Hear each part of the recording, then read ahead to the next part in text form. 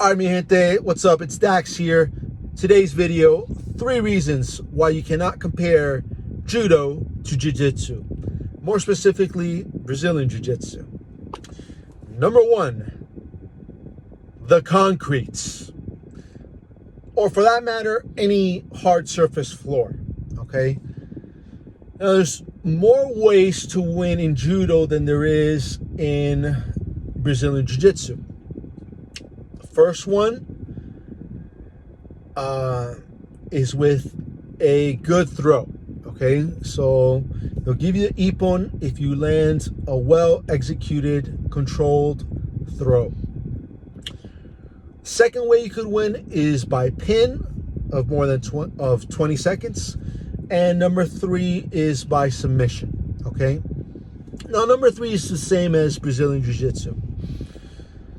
But the first two, when you really think about it, have a lot of combat application, especially for real-world self-defense. Okay? If you have not rolled with a high-level judoka, okay? I'm not a high-level judoka, okay? You can't consider me that yet. But I have rolled with an Olympic-level judoka, and those throws were devastating. Okay, if you land on the concrete, and there's plenty of videos on YouTube of guys being thrown with a judo throw on a hard floor, and forget about it. Okay, all you BJJ guys that spend 10, 15 plus years perfecting your newaza, that just went out the window. Okay, so a judo guy lands you on your head on the concrete, olvídate, you're done. Okay. The next is with a pin. Okay, going back to the hardwood floors. If you could pin somebody for 20 seconds, that is plenty of time to ground and pound. Okay, we've seen ground and pound in the UFC.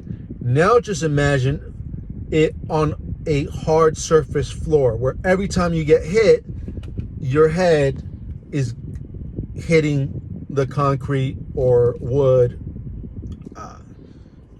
marble, tile, whatever it is, okay? And if you're in the battlefield, right, the samurai in Japanese jiu-jitsu, they would take out their little tanto and stab you. And going back to Japanese jiu-jitsu, and even in old school judo, back then in the day, Japanese jiu-jitsu and judo were often synonymous. All the leg grabs were still legal, okay? It wasn't to the IJF banned leg grabs. So, all your wrestling style leg slams, double legs, sukuinagi, all that stuff is still in judo and Japanese jiu-jitsu, right? So again, being slammed on a hard, even in mats, people get knocked out. Okay, so just imagine a hardwood floor. Number 2 is a black belt in judo is not the same as a black belt in Brazilian jiu-jitsu. Okay, black belt for judo in Japan, a black belt is given to somebody that just has mastered the basics. Okay, it's not until you get to a 5th degree black belt that you're considered a master, or what we think of a black belt here in the States or in the West, right? So when people say, oh, Hoist beat that Remco Pardo, that judo black belt in UFC 1, again, it's not the same. And last, number 3, is that in order for a judo guy to compete in another combat sport, he has to reach out to the IJF and ask for permission. Okay? And majority of the time, they're not going to be granted it, right? That's why a lot of the times when you see a judoka in the UFC, they're usually coming from,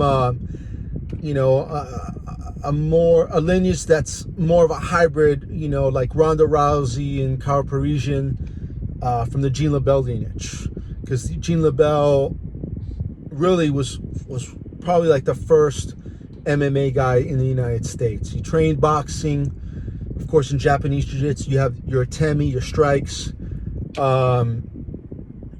and it's mixed in there with the judo and the catch wrestling. So it's slightly different than, or it's a lot different than just pure IJF judo. So there you go, guys. If you learned something from this video, go ahead, press like. If you want to add something, go ahead, comment below. Feel free to subscribe if you're watching on YouTube. Thank you, mi gente, and cuídate.